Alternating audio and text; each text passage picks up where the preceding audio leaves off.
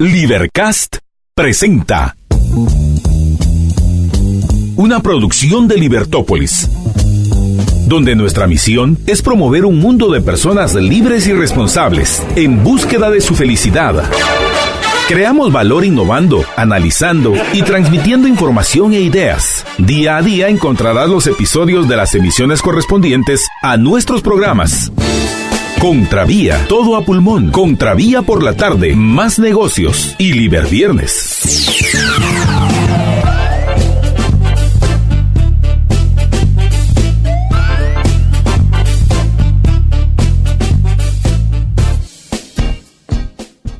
Muy buenas tardes, estimados amigos. Bienvenidos a una nueva emisión de su programa Todo a Pulmón. Los acompaña Marta Yolanda Díaz Durán y es para mí un gusto, apreciables amigos, acompañarlos hoy en esta emisión de nuestro programa Todo a Pulmón, hoy 28 de junio del año 2019, el último día hábil, al menos, del sexto mes de este año.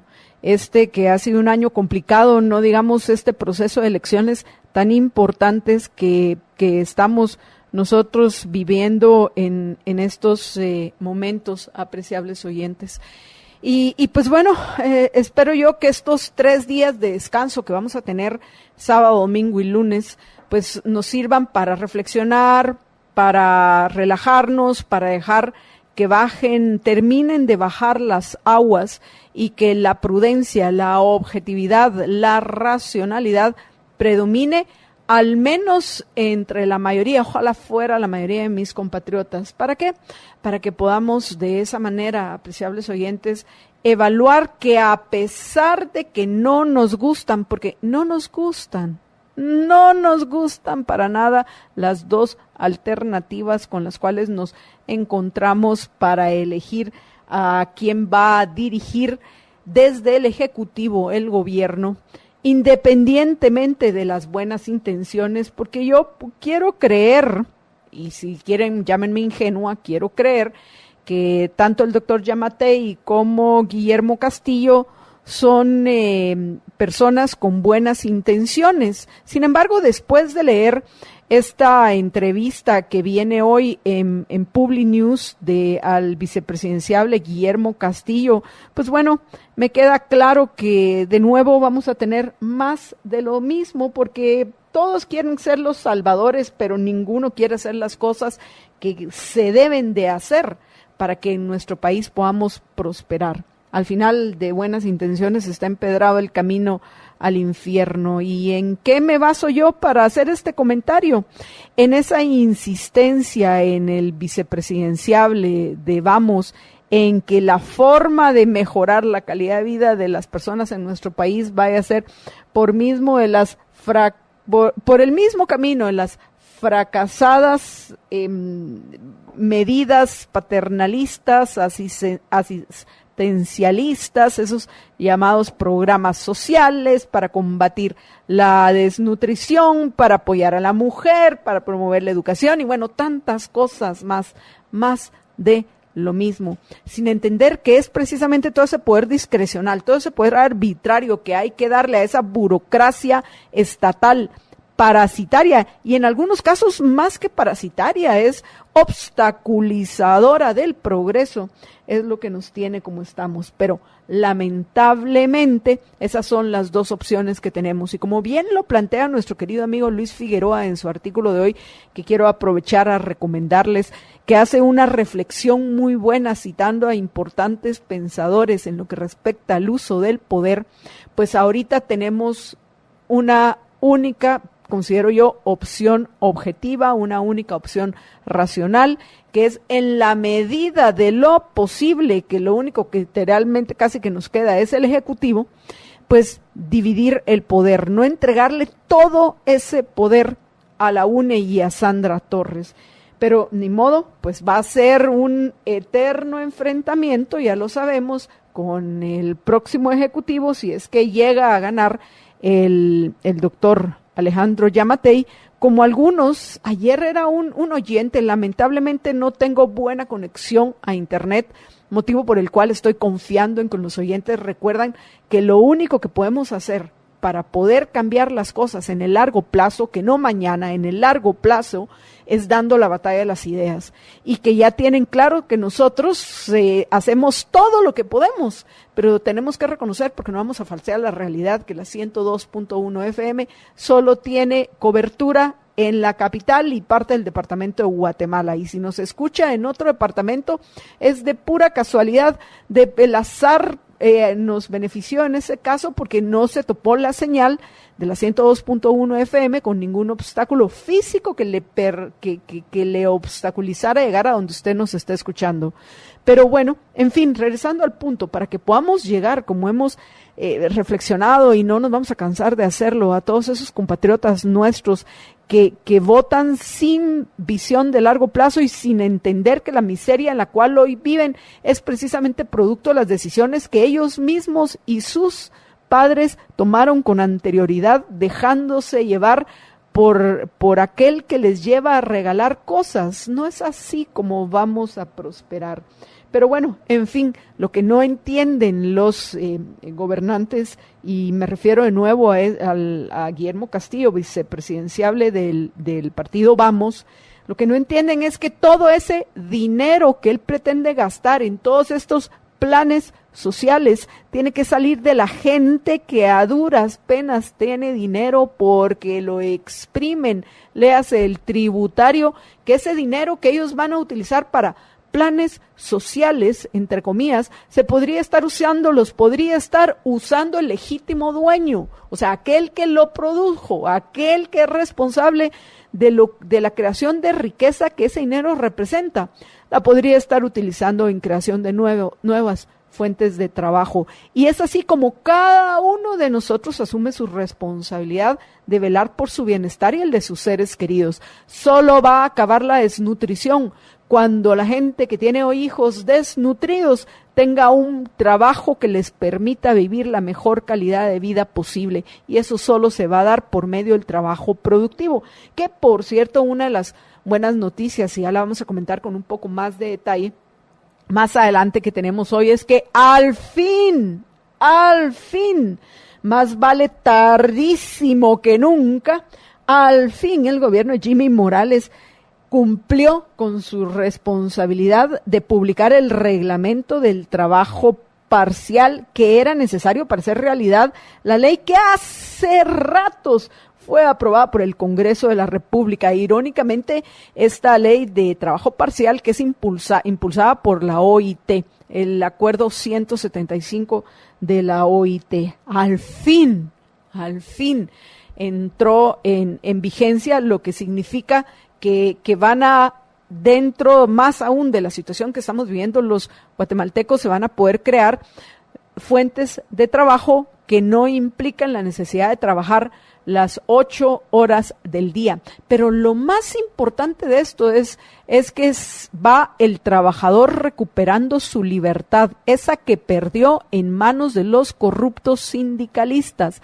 Al fin se va a respetar la decisión, al menos de aquellos que quieran trabajar a partir de 4 horas.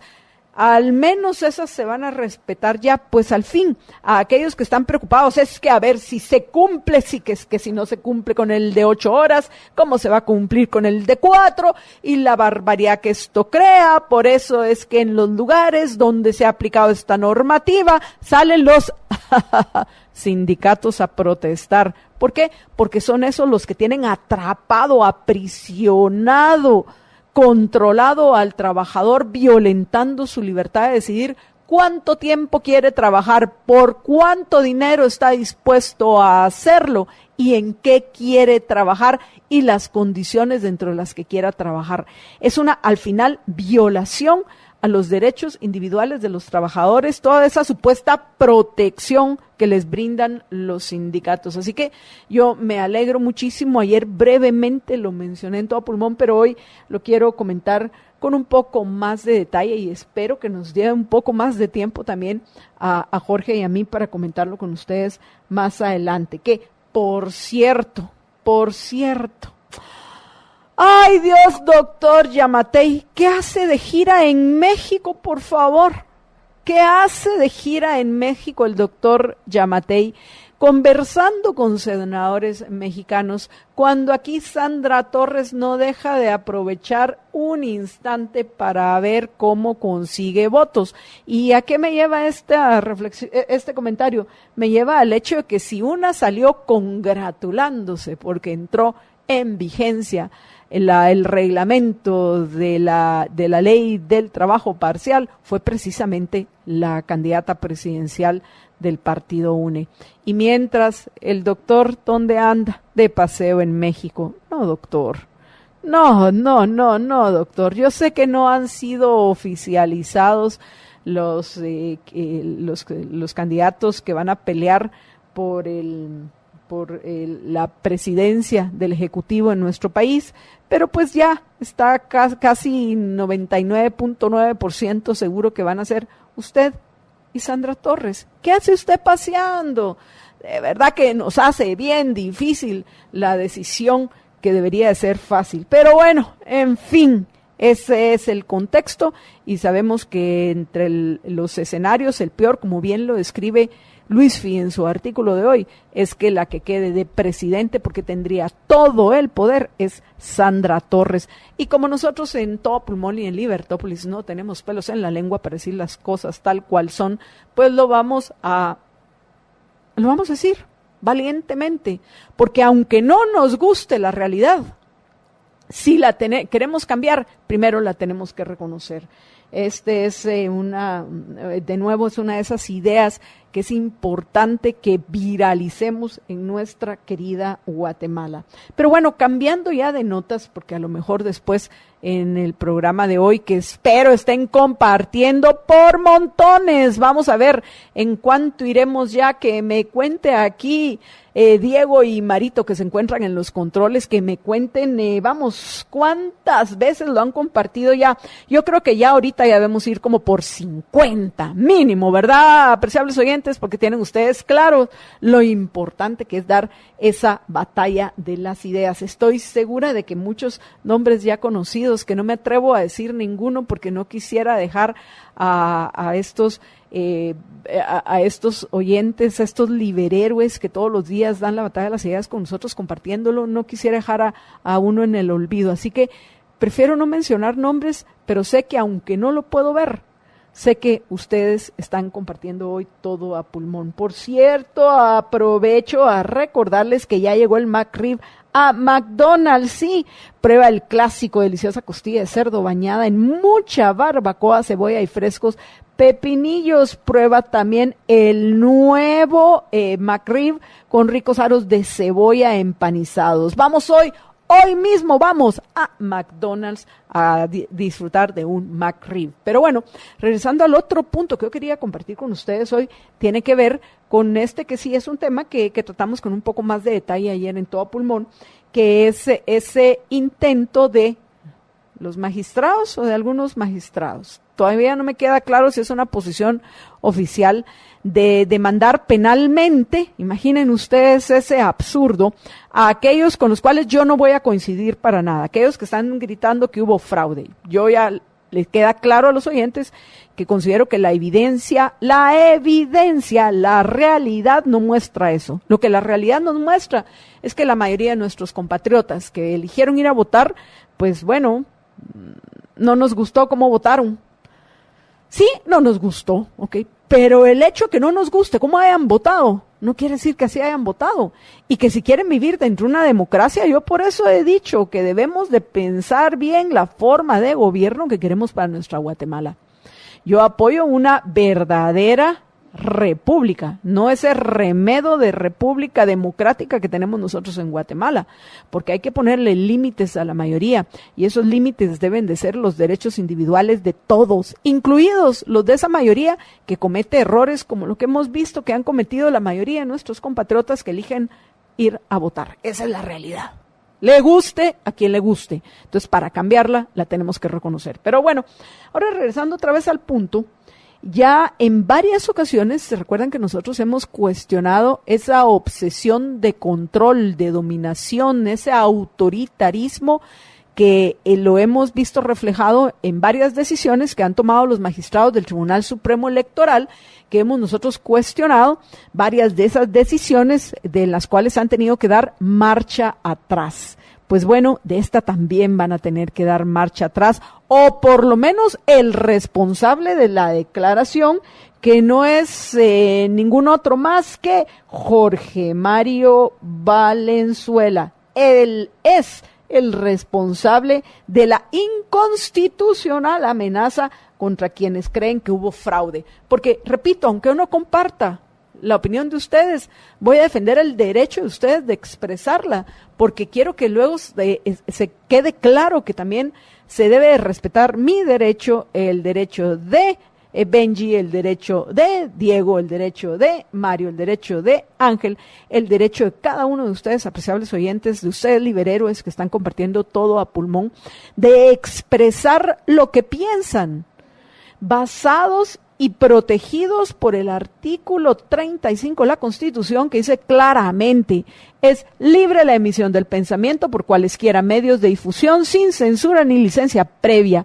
Este derecho constitucional no podrá ser restringido por ley o disposición gubernamental alguna. En el segundo párrafo, y este particularmente dedicado a los magistrados del Tribunal Supremo Electoral, en particular al licenciado Jorge Mario Valenzuela, dice: aunque no le guste, licenciado, no constituyen delito o falta las publicaciones que contengan denuncias, críticas o imputaciones contra funcionarios o empleados públicos por actos efectuados en el ejercicio de sus cargos. Así que aguántense, ¿no les gusta?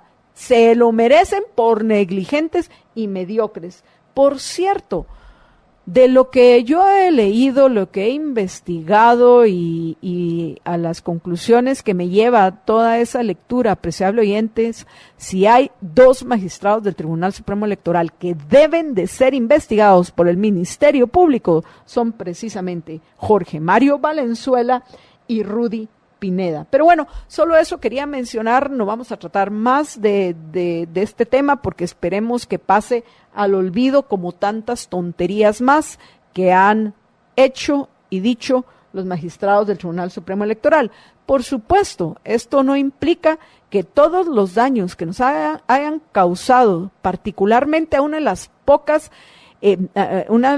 cosas buenas que tenemos en nuestro país, que es el sistema por medio del cual elegimos gobernantes, que es ese sistema que está descentralizado, como bien lo explica Jorge en su artículo de hoy en Prensa Libre, donde, por cierto, comparte de nuevo esta iniciativa nuestra de que contemos, dejémonos de cuentos y pongámonos nosotros mismos a no solo contar votos, a verificar si es cierto o no que se han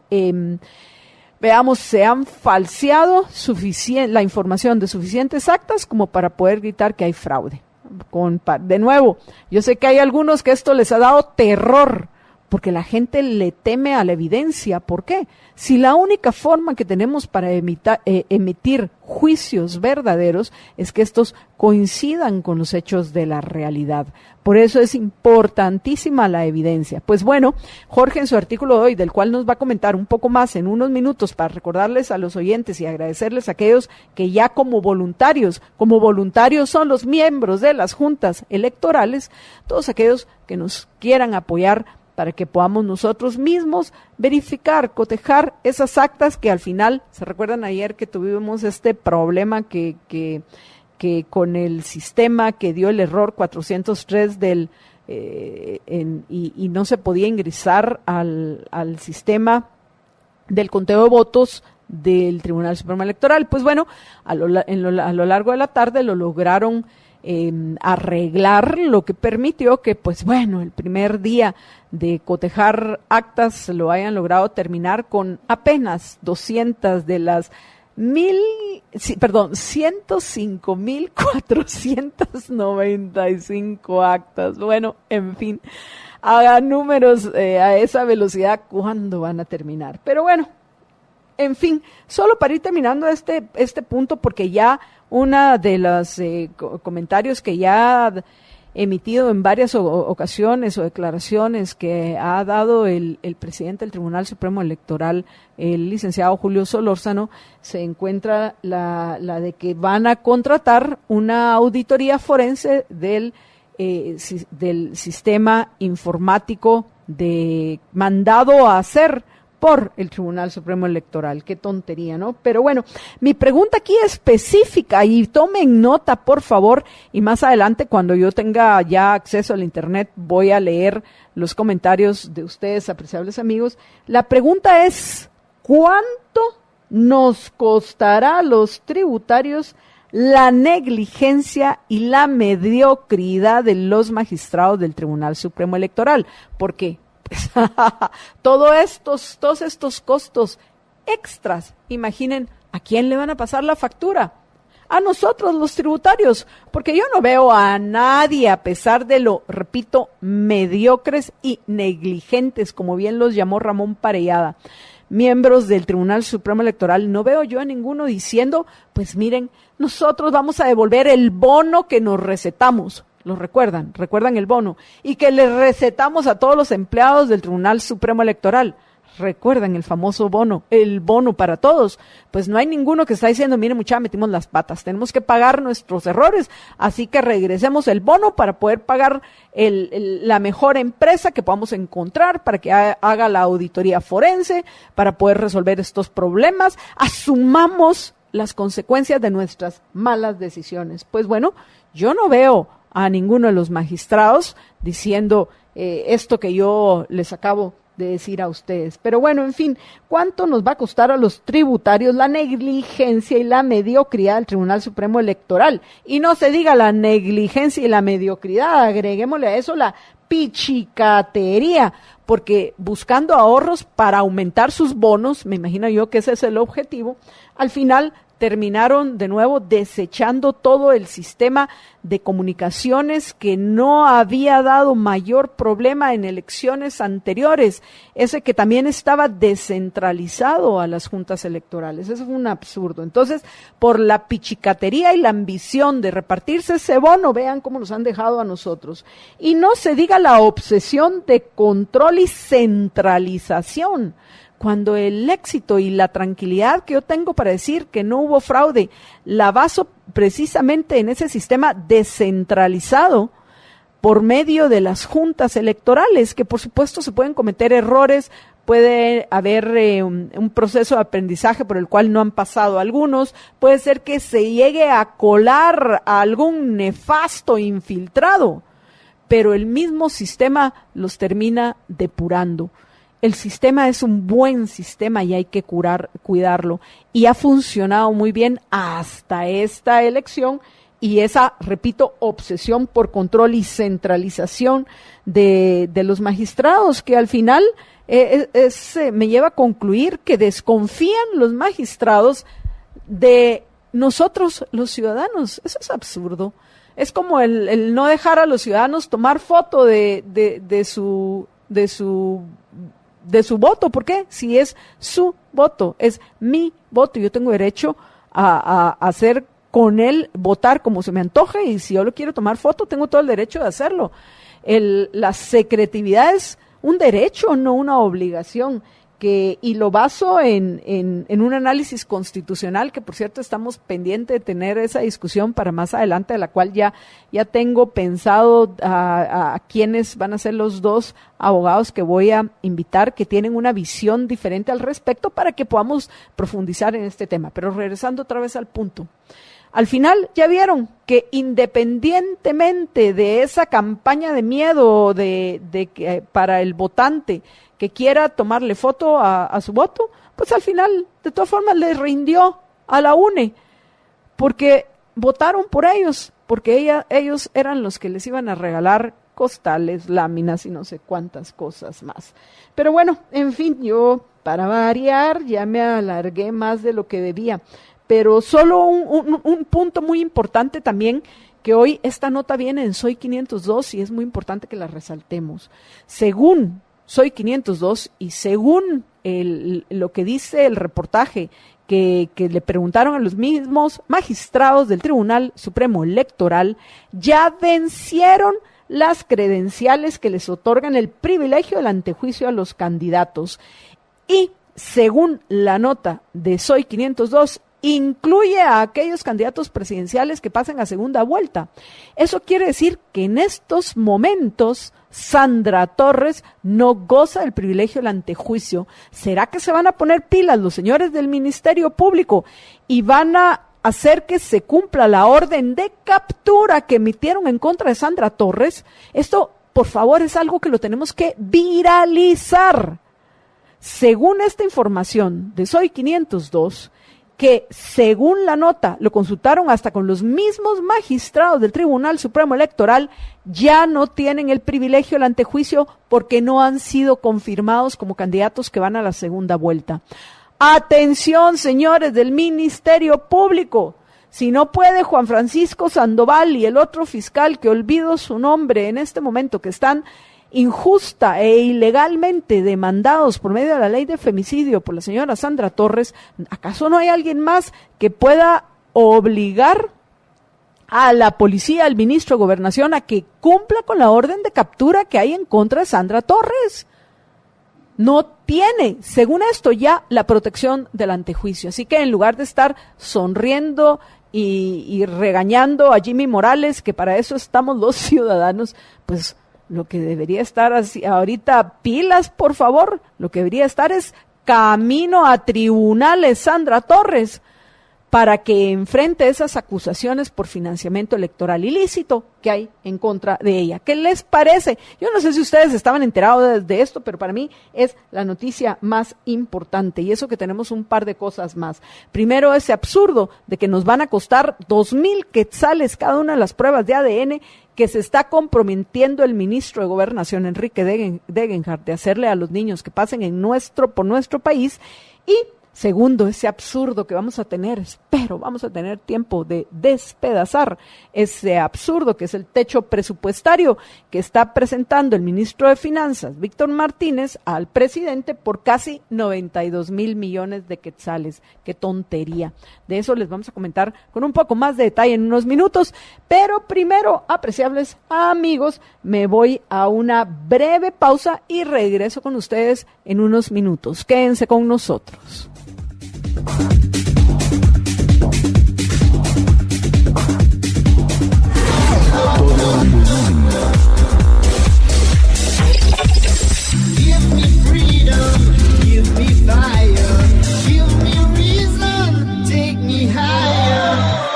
Todo a pulmón.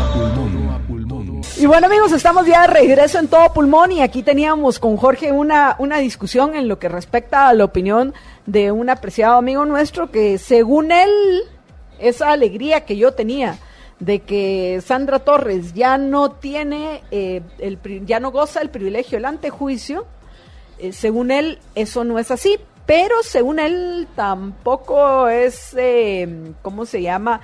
Que la secretividad del voto no es un derecho, sino es una obligación. Entonces, estamos de acuerdo en muchas cosas, pero no en todas.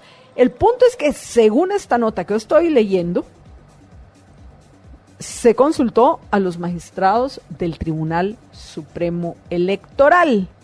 Eso es según la nota. Pero al final, como pues ese es el problema del positivismo jurídico, George, la interpretación de las personas al final va a depender de cualquiera que lo interprete, tristemente. Pero bueno, George, oficialmente, bienvenido a Todo a Pulmón. Adelante, George. Buenas tardes, Marta Yolanda, y buenas tardes a todos nuestros radioescuchas. Por cierto, no solo George llegó a Todo a Pulmón, también ya llegó el McRib, y eso que no es octubre, pero sí llegó el McRib a Todo Pulmón y también a McDonald's, por supuesto. Pídelo ya, pide el clásico o el nuevo McRib con aros de cebolla empanizados. ¡Qué maravilla! Pero bueno, en fin, George, yo le comentaba a los oyentes que, como todos los viernes, pues tú vas a compartir con nosotros tu artículo, en el cual pues estás abordando precisamente la iniciativa que tenemos de Cuenta Tú los Votos. Entonces, para no entrar en detalle, todo el detalle que ya le hemos entrado a los oyentes de por qué hacerlo, que también tú lo explicas en tu artículo. Tu artículo es una opción para todos aquellos que quieren que se apunten más en Cuenta Tú los votos, que lo compartan, porque ahí estás explicando qué es lo que hay que hacer, ¿correcto? En efecto, básicamente estoy explicando ahí el proyecto, porque lo de que hay que hacer es sencillito, solo nos tienen que mandar ya sea al WhatsApp de Libertópolis, al 4585-4280, o al correo votos@libertopolis.com sus datos, y nosotros a vuelta de correo o de WhatsApp le estamos enviando las mesas que necesitamos que ingresen y la dirección para hacerlo, porque estamos utilizando un formato así en web, entonces le mandamos ahí la dirección en la cual usted ya puede ingresar los datos. Así que, en efecto, el artículo es una opción para que usted pueda mandárselo ahí a todos sus conocidos. Mándale el link ahí de mi artículo para que más personas se sumen a este proyecto, porque como verán es un proyecto bastante grande. Ya vieron ahora que han estado haciendo cuentas un montón de lo que se van a tardar en la revisión de las actas, y si siguen al paso que van y solo un grupo como van ahorita, terminarían como en octubre del año entrante, solo para que se den una idea de la envergadura de trabajo que es. En el caso de los del Tribunal Supremo Electoral, pues están viendo, los fiscales ayer propusieron la idea de que mejor se hagan 5 grupos, un grupo para que vaya revisando cada boleta, como son 5 actas por mesa. Como diría María Dolores, ya les cayó el 20. Sí, aún así, trabajando 5 equipos en paralelo, 12 horas al día, porque son de 8 de la mañana a 8 de la noche, o sea, son 12 horas al día. Trabajando 5 equipos en paralelo, 12 horas al día, aún así terminarían, según mis cálculos, más o menos como la primera quincena de octubre. O sea, estamos ahorita en junio todavía, ¿se recuerdan? ¿No? O sea, julio, agosto, septiembre, octubre. Son casi 4 meses los que se llevarían haciendo esa revisión. Así, al paso que están haciendo ahorita, trabajando 12 horas al día. Y yo puse 8 de aquí a la primera quincena de octubre sin ningún feriado ni descanso. O sea, todos los días. Y aún así es bastante trabajo. Entonces, esa misma trabajo que están haciendo ellos, básicamente es lo que estamos haciendo nosotros. Y para eso necesitamos muchísima colaboración, muchísimos voluntarios, y por eso le invitamos a que comparta mi artículo con cuanto conocido tenga y que se apunten todos, y no importa que no sean guatemaltecos, si tiene conocidos en Estados Unidos o en Argentina o en España o en donde sea, no importa, al final lo que necesitamos es manos y ojos. Mentes, diría yo, Jorge, porque hay que estar atentos. Sí, eso diría yo que es lo más importante, George. Pero bueno, vamos a ver en qué termina esto de... Yo quisiera que quienes están a cargo de cumplir con la orden de captura en contra de Sandra Torres lo interpreten como lo interpretaron los de Soy 502 y los magistrados que lamentablemente yo no entiendo por qué hay esa mala costumbre hoy de no citar fuentes en los medios, porque por ejemplo, ¿quién fue el que dijo que iban a analizar la posibilidad de demandar penalmente esa tontería de violatoria del artículo 35 de la Constitución? De que iban a demandar penalmente a los que dijeran fraude, que ahora, por ejemplo, están ya diciendo chanchullo, no fraude. Pues pero, bueno. O mano en mono, se puede decir. Yo creo que el chanchullo es más, o chanchuy, que dicen, según yo era chanchullo. Pero también es chanchullo, pero el meme dice chanchuy, no sé quién lo cambió, pero en fin. El punto es que ya no vaya a ser que también va a ser el que diga chanchullo, ya va a haber demanda, qué tontería. En fin, por lo menos ahí sí sabemos que fue uno de los magistrados que hay que investigar, el licenciado Jorge Mario Valenzuela. Él y Rudy Pineda definitivamente, en cuanto pierdan el privilegio del antejuicio, deben de ser investigados. ¿Okay? Pero, en este caso, en lo de que si pierde o no el privilegio del antejuicio, Sandra Torres, pues dependerá de la interpretación de quien quiera que tenga que tomar una decisión. Y esta sí va a ser una prueba interesante, Jorge, porque pienso que se puede, si efectivamente pueden citar la fuente los señores del periódico, pues si quisiera, Enrique Degenhardt y el juez que emitió la orden de captura en contra de Sandra Torres podrían decir, la capturamos ahorita. Sí, de hecho, o sea, es tan consistente de los errores, lamentablemente, en las notas que hacen muchos reporteros aquí, que lo que ponen como prueba es una foto de un carnet. Y en la nota dice que hoy se vence el... Sí, la nota está mal hecha. Estoy totalmente de acuerdo contigo.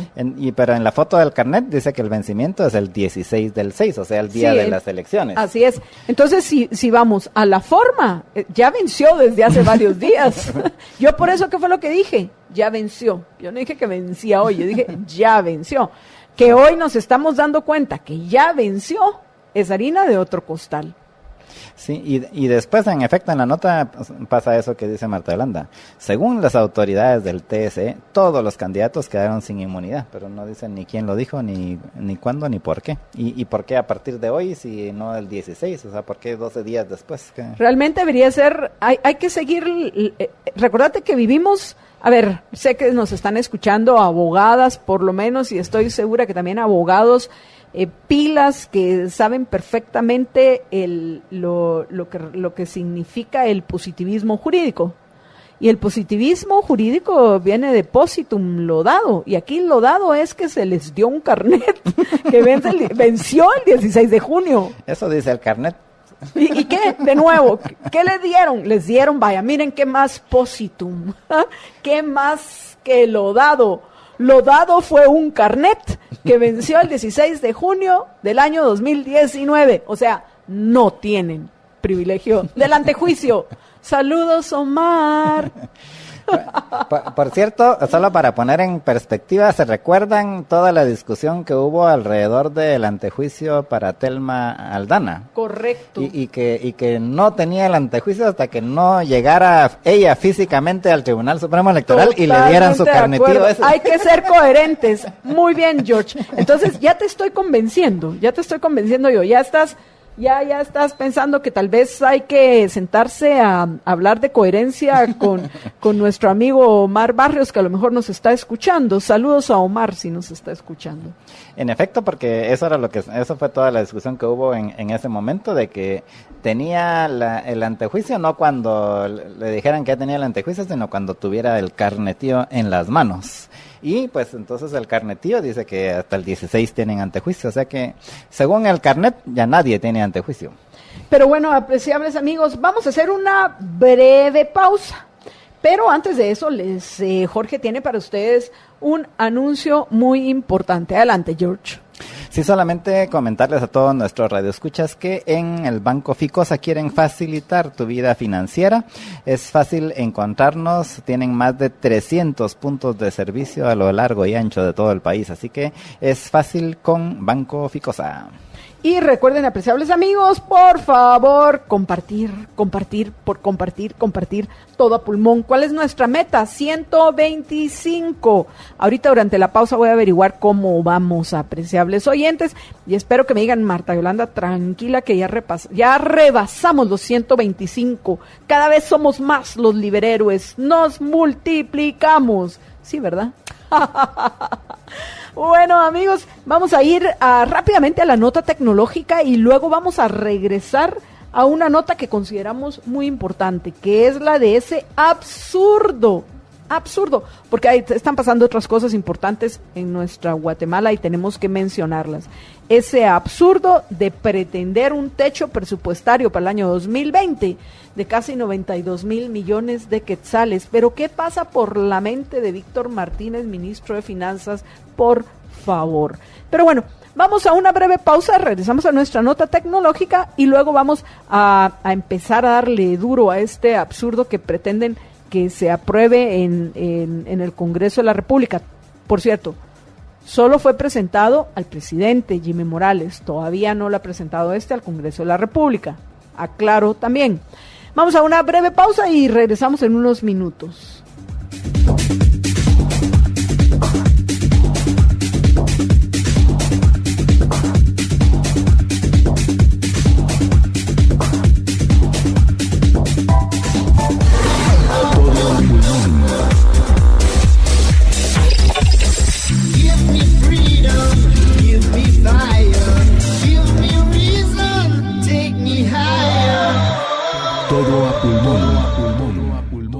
Agrandamos tu internet con la red 4G LTE más grande de Guate. Tigo presenta.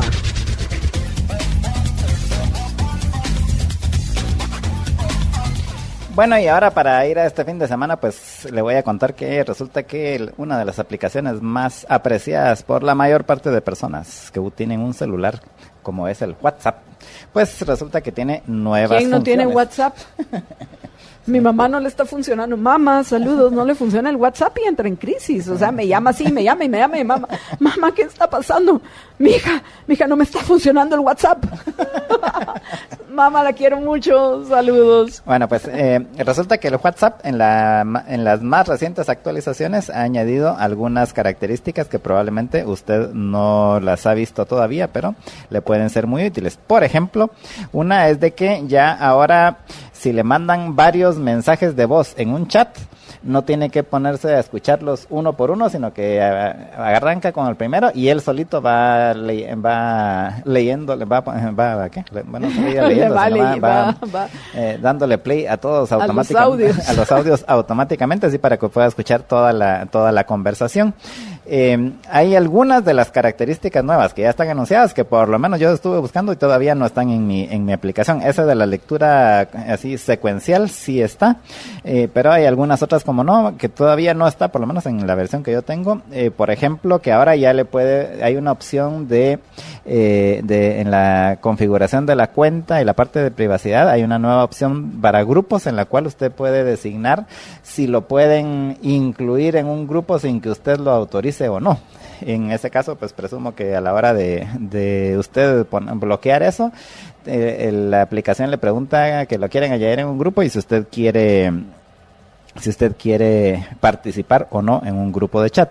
Adicionalmente, otra que me parece que es de las mejores es que ahora finalmente ya se pueden hacer llamadas colectivas en WhatsApp, incluso hasta con video. O sea, básicamente ya puede llamar usted a varias personas simultáneamente y que estén todos conversando, o sea, hacer una conversación así en conjunto, incluido con video. Entonces le aparecen ahí las pantallitas de todos los que están en la llamada en el celular o la computadora, depende de cómo lo esté haciendo.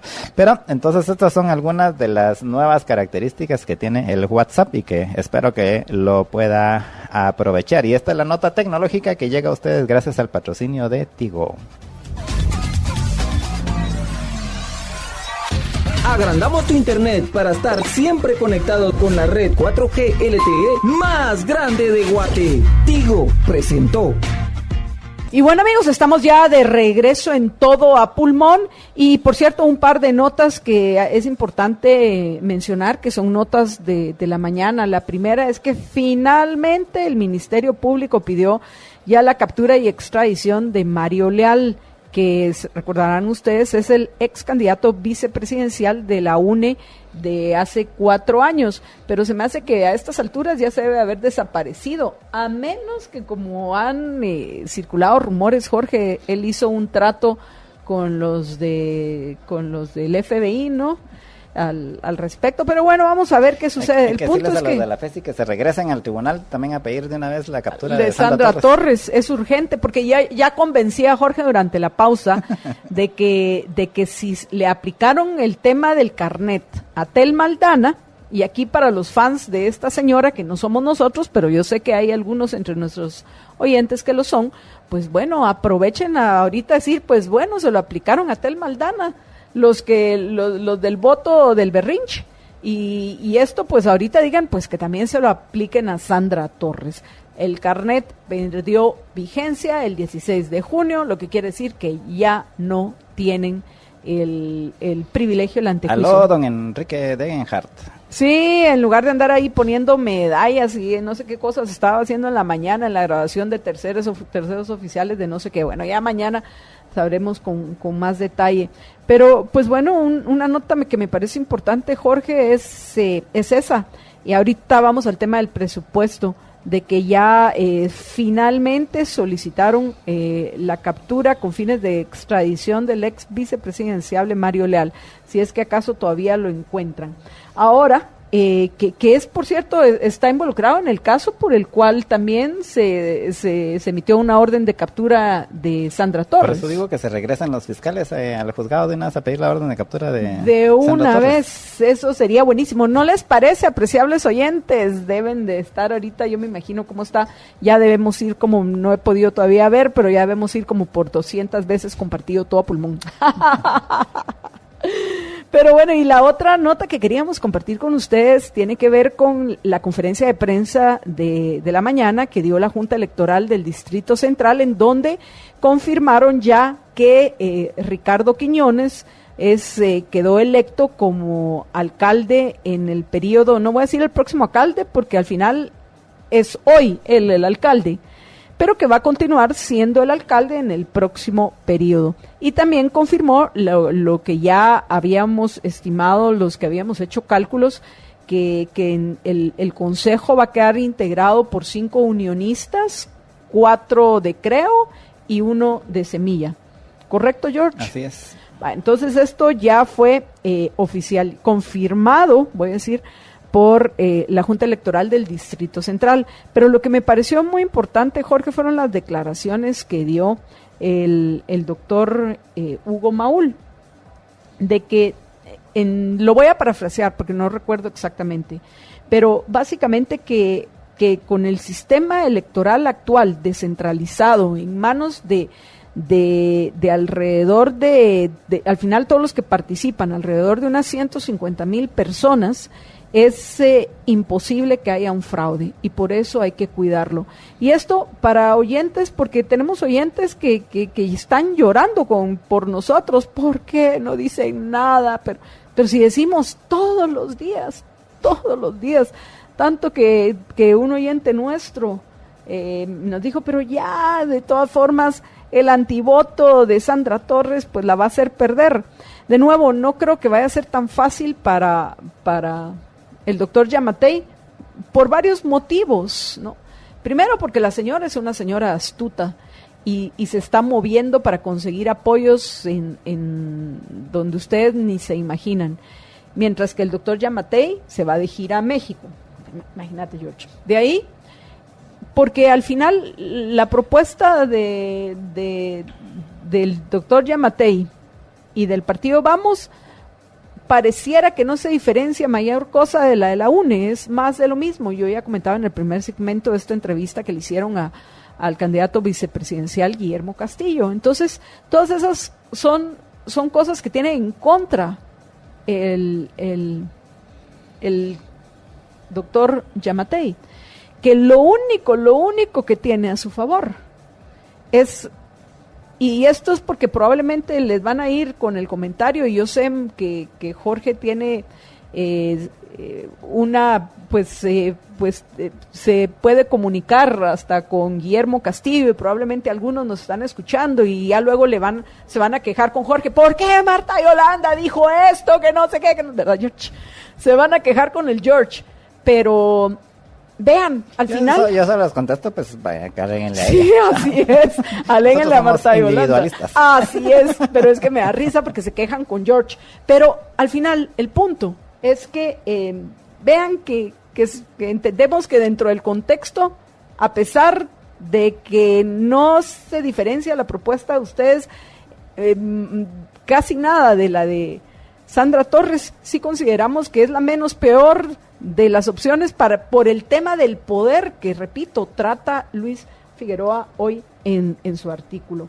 Y que ojalá, y porque pienso que tal vez hay una pequeña ventana abierta, Jorge, donde se podría dialogar con ellos para que no hagan más de lo mismo, para que no obstaculicen el progreso de los guatemaltecos, que van a ser recordados con admiración y respeto, no por la cantidad de dinero que hayan malgastado en programas sociales, entre comillas, que lo único que hacen es promover la corrupción, sino porque durante su gobierno eliminaron los obstáculos, y parte de esos obstáculos son tales programas sociales, eliminaron los obstáculos que nos impiden el que haya la creación de riqueza que necesitamos en nuestro país y la consecuente creación de trabajo productivo que es tan urgente. Pero bueno, al final, Jorge, lo que queríamos comentar ahorita con los oyentes en los minutos que nos quedan de este segmento, porque tenemos para la segunda parte de Todo Pulmón, tenemos una propuesta muy importante para ustedes que queremos que lo escuchen detenidamente. Y es muy interesante que a raíz de esa entrevista que yo le hice al licenciado Rodolfo Alegría, ex miembro del Consejo del INDE, pues ya hemos tenido información de otras personas en lo que respecta a ese intento de prácticamente desfinanciar el INDE y robarse. Al final calculábamos con Rodolfo Alegría, Jorge, más de 1,000 millones de quetzales. Así, mientras todos estamos aquí preocupados por lo que está sucediendo con las elecciones, vean cómo calladitos hay algunos pícaros que ya están viendo cómo vacían el INDE. Algunos están haciendo chinche, previendo para su vejez. Para la de ellos, las de sus hijos, nietos y bisnietos, porque por más despilfarradores que sean, van a poder hacer chinche esos más de 1,000 millones de quetzales. Entonces es la denuncia de lo que está sucediendo en el INDE, que vamos a compartir en Todo Pulmón a partir de la siguiente hora, es importantísima. Pero antes de eso, queremos hablar rápidamente de este absurdo de la propuesta de techo presupuestario de casi 92,000 millones de quetzales. Adelante, George. Sí, y es que básicamente ahorita están trabajando en la propuesta de presupuesto para el año entrante, y lo primero que dijeron es, miren, ¿saben qué? El año entrante no nos vamos a gastar 88,245 millones de quetzales como este año, sino que nos vamos a gastar 91,808 millones de quetzales. Eso es lo que plantean como techo para el presupuesto del año entrante. Y en la parte de ingresos pusieron que se iba a recaudar 67,000 millones de quetzales. Esto es un absurdo porque generalmente, y así lo hacen en todos los presupuestos, hay que hacer la salvedad. Primero, ni siquiera logran llegar a la meta. Este año dicen, se cayó la recaudación, lo cual es mentira, es una paja, es mentira porque se ha incrementado la recaudación. Lo que pasa es de que ellos se ponen unas metas así muy altas y entonces si no llegan, dice se cayó la recaudación, pero eso es una mentira. La recaudación se ha ido incrementando este año, como se ha ido incrementando todos los años, hay que hacer la salvedad. Pero entonces ellos no solo agarran no solo la meta, que de igual de todos modos no van a cumplir, y sobre eso le añaden, si la economía va a crecer un 3%, pues entonces ellos le añaden el 10%, no solo para que se den una idea de más o menos cómo hacen sus cálculos los burócratas, ¿no? Entonces la economía va a crecer un 3%, pero ellos ponen de que la recaudación va a subir un 7, 8, 9 y hasta el 10%. ¿Y por qué hacen eso? Pues no hay ningún secreto, lo hacen a sabiendas claras de que no se va a llegar y que el año entrante van a decir lo mismo, se cayó la recaudación, que me repito, van a ser siempre mentiras. Pero, ¿por qué hacen eso? Para justificar esta parte, que es lo que les interesa, que es la parte de cuánto se van a gastar, ¿verdad? Entonces, si sube a 67 millardos la recaudación, entonces podemos subir los gastos a 92,000 millones de quetzales y no pasa nada, a pesar de que no pasa nada según ellos, pero igual son 25,000 millones de quetzales más de deuda que nos van a clavar para el año entrante en ese presupuesto. Ay, Jorge, qué terminología la que estás utilizando. Uso esa terminología cuando me enojo.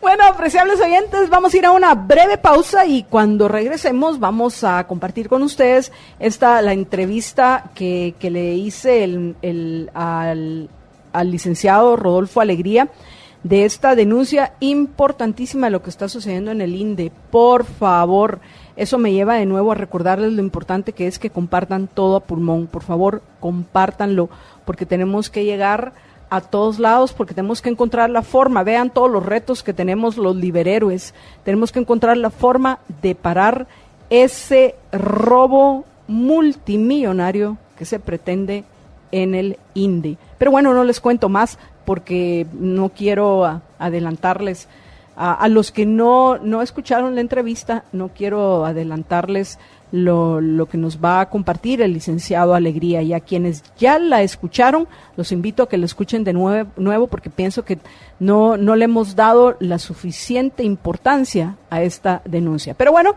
nos vamos a una pausa y regresamos con ustedes en unos minutos, solo recordándoles que ya llegó el McRib a McDonald's y su nuevo sabor con crujientes aros de cebolla empanizados. Vamos desde ya a probarlo también en sus diferentes combinaciones.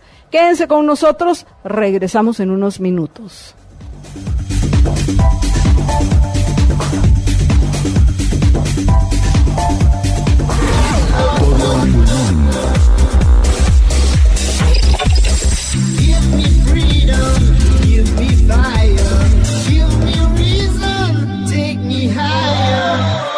Todo a pulmón. Muy buenas tardes, estimados amigos. Te acompaña Marta Yolanda Díaz Durán y tal y como les anuncié, hoy me acompaña el licenciado Rodolfo Alegría, quien ocupó el cargo de miembro suplente del Consejo Directivo del INDE en representación del CACIF durante 13 años, quien pues recientemente dejó este puesto, pero antes de dejarlo, pues todavía le tocó conocer acerca de estas compras que ya hemos nosotros cuestionado en todo pulmón de energía, de la cual pues nos va a comentar Rodolfo con un poco más de detalle. Ahora sí, démosle la bienvenida a nuestro invitado hoy, el licenciado Rodolfo Alegría. Rodolfo, buenas tardes. Gracias, Marta Yolanda, qué gusto estar aquí. Y bueno, Rodolfo, vamos a empezar a abordar este tema que ha sido una nota que no hay que olvidar. Es cierto que estamos viviendo momentos complicados en Guatemala, sobre todo a raíz de las elecciones y las malas decisiones que han tomado los magistrados de la Corte de Constitucionalidad. Hasta el fin, hoy que publican un comunicado de prensa donde pues reconocen cuál es el proceso que se debe seguir para las impugnaciones, pero bueno, en fin, han sido error tras error que han cometido los magistrados. Bueno, tú como abogado y como ciudadano, y que nos encontramos el 16 de junio en el Centro de Información del Parque de la Industria. Antes de que entremos al tema del INDE, no sé si querés hacer algún comentario. Pues sí, mira, yo participo como vicepresidente de la Fundación Elecciones Infantiles y entonces participamos en el evento electoral de los niños, que es un simulacro de votación que va precedido de un periodo de formación para los niños en cuanto a sus deberes y derechos cívicos y a formación en valores republicanos y democráticos. Y por eso fue que estaba yo ese día ahí, porque como parte del evento pues, tenemos el acceso al Tribunal Supremo Electoral, que siempre ha colaborado mucho con nosotros, pero lamentablemente hoy está envuelto en estos cuestionamientos, ¿verdad? Y sí, creo que el Tribunal Supremo tiene la obligación de ser más directo, más transparente y de comunicar mejor lo que está pasando, ¿verdad? Pues vamos a ver si con el comunicado de prensa de hoy se logra algo. Sí. ¿Tuviste la oportunidad de leerlo? Lo leí muy rápidamente hoy en la mañana. Me llamó la atención la parte final donde dice que van a tomar acciones, ¿verdad? Y hacer las denuncias que haya que hacer. Y sí es evidente que aquí alguien tiene que responder por no haber hecho bien su trabajo. Y es importante que presionemos al Ministerio Público y poner las denuncias que sean necesarias. Por cierto, hablando de denuncias, yo entiendo que ustedes sí han puesto algunas en lo que respecta a estas compras de energía que les han generado muchísimas dudas en el caso del INDE, de las cuales quisiera que nos pusieras en contexto, Rodolfo. Sí, efectivamente, apoyados por el CACIF, el ingeniero Sergio Sosa y yo, en calidad de directores en ese momento del Consejo Directivo del INDE, ambos, hoy solo Sergio sigue como director suplente, presentamos oportunamente, será a finales de mayo, una denuncia ante la Contraloría General de Cuentas para que se haga una auditoría especial sobre este proceso de contratación para verificar que se hayan cumplido a cabalidad todas las regulaciones aplicables a este tipo de contratos en el INDE. Bueno. ¿Por qué, Rodolfo? Mira, el proceso desde el inicio generó muchas dudas. Fue un proceso que surgió de repente. Empezamos como directores del INDE, pues siempre tienes contacto con los ejecutivos del INDE, con los gerentes, con la gente del departamento legal, y nos empezó a llegar información de que se estaba preparando el lanzamiento de un evento de compra de energía con paneles solares, el fotovoltaico. Pero en el Consejo Directivo no habíamos tenido oficialmente ninguna información sobre esto. Hasta que llegamos, y te digo, esto empezó a sonar tal vez a principios del año 2018 o a mediados del año 2018, empezó esa bulla, ¿verdad? De que había una intención de sacar una contratación de este tipo. Pero fue hasta el 12 de noviembre del 2018, que le presentan al Consejo lo que se llama una detección de necesidades. Cuando el INDE va a hacer una compra o una contratación de un servicio o va a comprar algún equipo, el trámite conforme el reglamento de compras del INDE, que es un reglamento propio, el INDE no se regula por la ley de contrataciones del Estado, empieza con una detección de necesidades. Y eso es un estudio, un dictamen técnico que identifica la necesidad que hay que cubrir, que identifica cómo hay que cubrirla, y entonces la unidad ejecutora es la que lleva eso, y se lleva al Consejo la detección de necesidades si la compra es de más de 4 millones de quetzales. Mira, todo lo que es de menos de 4 millones se maneja a nivel de la gerencia general y las gerencias de las empresas del INDE, para que el Consejo apruebe la detección de necesidades, y entonces empieza formalmente ya el proceso de lanzar un evento, de preparar las bases de licitación y lanzar el evento para llevar a cabo la compra o la contratación del servicio. Entonces, el 12 de noviembre nos llevan al Consejo esta detección de necesidades y hacen una presentación bastante extensa, pero muy confusa. Y quien funge como gerente de generación, que es el ingeniero Roberto Barrera, hace una presentación, como te digo, jalando elementos y diciendo una serie de aspectos técnicos que no necesariamente encadenaban uno con el otro. Y pues yo tengo más o menos desde el año 92 estar viendo como abogado temas de energía eléctrica, he visto desarrollo de proyectos, financiamiento de proyectos, y entonces mucho de lo que él dice de primera impresión no me hace sentido como las bases para lanzar un proyecto de esta magnitud, porque nos presentan un proyecto para generar hasta 110 megavatios de electricidad. Eso es poquito menos de la mitad del tamaño de Chixoy. Chixoy tiene 275 megavatios. Pero lo que más me llama la atención y no me hace sentido es que el proyecto lo presentan para construirlo en ciertos módulos separados en distintas ubicaciones geográficas del país. Y casualmente a la par de las subestaciones que hoy son propiedad del INDE. Entonces te cuestionas por qué, ¿verdad? Si el INDE no tiene esas tierras, el INDE es dueño de la tierra donde está su subestación, pero no de las tierras alrededor. Y es más barato construir un proyecto de 110 que construir 7 de 20, ¿verdad? Entonces, ese tipo de cuestionamientos me los empiezo a hacer, los empiezo a preguntar, y entonces al final de la exposición, en esa primera ocasión en el Consejo, le pregunto yo al ingeniero Barrera si hay un estudio de factibilidad para el proyecto, porque cualquier proyecto empieza con estudios de prefactibilidad y después de factibilidad, ya para entrar más al detalle.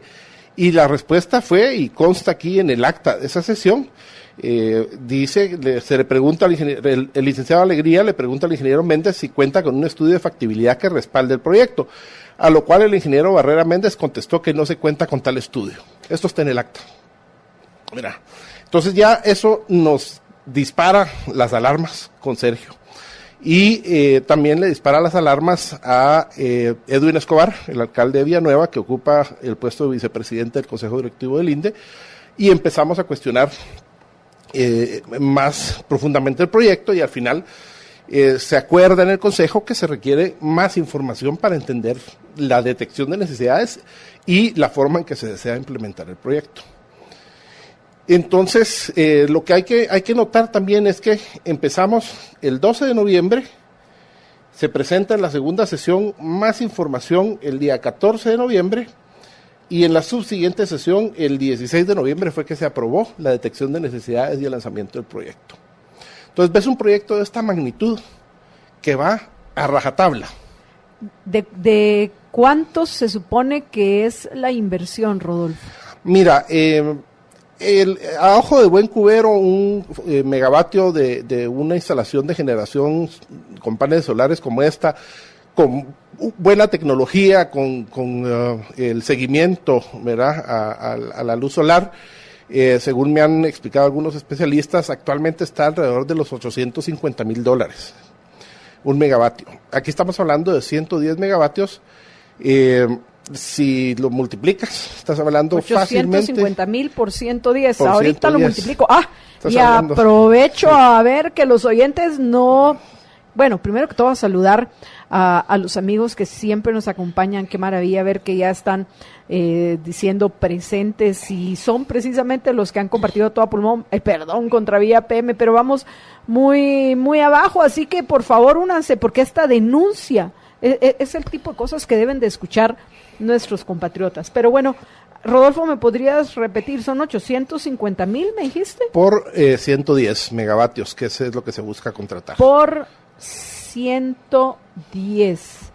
Esto es igual a 93 millones de dólares. 93 millones y medio de dólares. ¿Pero qué es este horror? Eso es, bueno, ni siquiera nuestro presupuesto de 90,000 millones de quetzales hemos nosotros cuestionado, y aquí me estás hablando de que pretende el INDE un gasto de 93,500 93 millones. 93 mil. 93 millones. 93 millones y medio. Tenés razón. Sí. 93 millones y medio, pero de dólares. De dólares. Lo voy a multiplicar por 7.8. Sí. Ahora, el INDE no va a hacer el gasto. Como se está planteando, no lo va a hacer inmediatamente. Son 729,300 millones, o sea, bueno. 800 millones de quetzales, de más quetzales, o menos. así Sí. es. Pues mira, eso es lo que el INDE le dedica a la tarifa social al año, más o menos en estos momentos. Pero eso no quiere decir que no sea un montón de dinero. Ahora, donde viene otro de los elementos que llama la atención, Marta Yolanda, es que la modalidad no es que el INDE salga y contrate a alguien que le construya la planta. Lo que pretenden es que el INDE le otorgue un contrato de compra de energía a un inversionista que va a invertir los 93 millones de dólares o los 110 millones de dólares, lo que sea, y después el INDE le va a comprar la energía, toda la energía que genere esa instalación durante los siguientes 25 años. Estás hablando del contrato de compra de energía históricamente de más largo plazo en Guatemala. Ni siquiera los contratos que se firmaron cuando estábamos en la crisis energética de principios de los 90 eran de 25 años.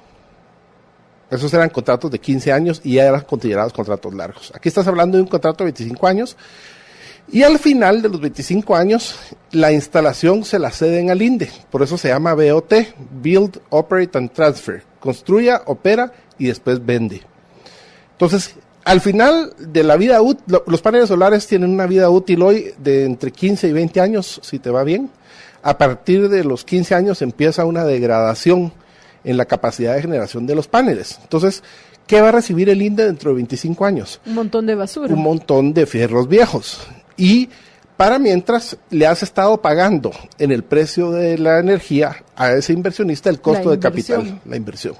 O sea, es un negocio cero riesgo, básicamente. Para un inversionista que le aseguren que le van a comprar toda la energía generada por esa instalación, es un negocio de financieramente muy atractivo, porque tienes asegurada la compra, ¿verdad? No tienes riesgos, básicamente tu riesgo es que haya más o menos sol, ¿verdad?, para generar más o menos energía. Entonces, eso es lo que tampoco nos hizo sentido desde un principio. Porque si se trata de eso, ¿por qué no voy yo, INDE, construyendo cada año una instalación de 20 megavatios en las mismas instalaciones ubicaciones que se está pidiendo? Y son inversiones que se pueden ir haciendo y el INDE es dueño de esa energía desde el principio. Y lo que tendrá es que amortizar su inversión de capital. Esos son los cuestionamientos que empezamos a hacer Sergio y yo y también Edwin Escobar de por qué esa modalidad, ¿verdad? ¿Qué se busca con esa modalidad? ¿Verdad? Y tal vez parte de los cuestionamientos más importantes es que nunca y hasta la fecha, realmente nunca se le ha explicado al Consejo, que yo sepa, ¿qué vamos a hacer con esa energía? El INDE no la necesita. El INDE tiene sus necesidades cubiertas y ahorita hay un exceso de energía en el mercado. Tenemos casi el doble de capacidad de producción de energía, o más del doble de capacidad de producción de energía de la que se consume en el país. Entonces, ¿por qué va a salir el INDE a pedir que se construya una planta nueva, a meterle más energía al sistema y después no va a tener a quién vendérsela? Una planta multimillonaria que no se necesita. Pero bueno, vamos a hacer una breve pausa y regresamos con ustedes en unos minutos. Quédense con nosotros, por favor, compartan esta denuncia, porque yo sé que estamos todos preocupados por el tema de las elecciones, pero mientras estamos preocupados por el tema de las elecciones, otros están ocupados en ver qué hacen con el dinero que no nos sobra a los tributarios. Regresamos en unos minutos.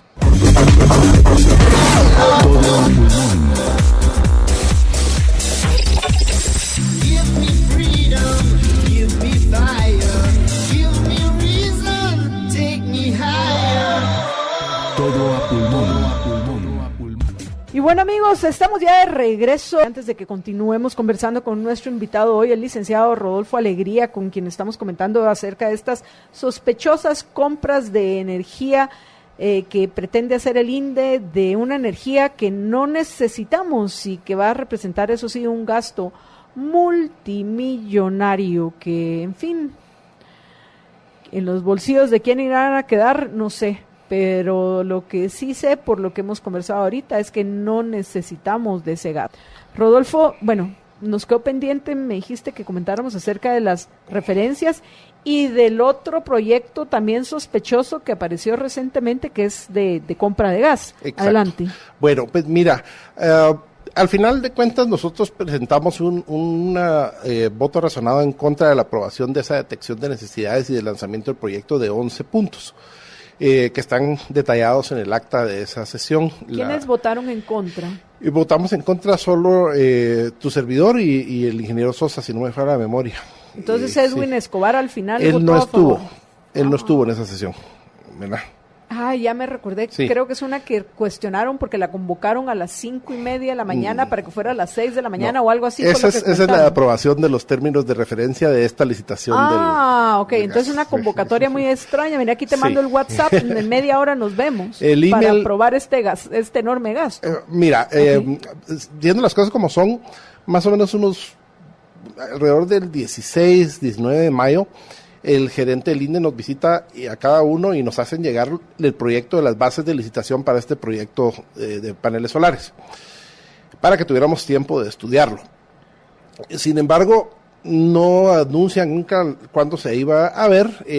Nosotros lo revisamos, levantamos algunos puntos, incluso el día de la votación entregué yo por escrito unos puntos que compartimos con el ingeniero Escobar también, que votó en contra. Ese día tuvimos sesión en el INDE a las 6:30 de la tarde, o 5:30, 6 de la tarde, que eran las sesiones acostumbradas, y ahí mismo nos dicen la sesión va a ser mañana a las 6 de la mañana, y a las 10 de la noche, alrededor de las 10 de la noche, nos mandan la agenda, que era para la aprobación de los términos de referencia, junto con la versión de los términos de referencia. Entonces, no tuve tiempo, yo a esa hora, para serte honesto, ya estaba dormido.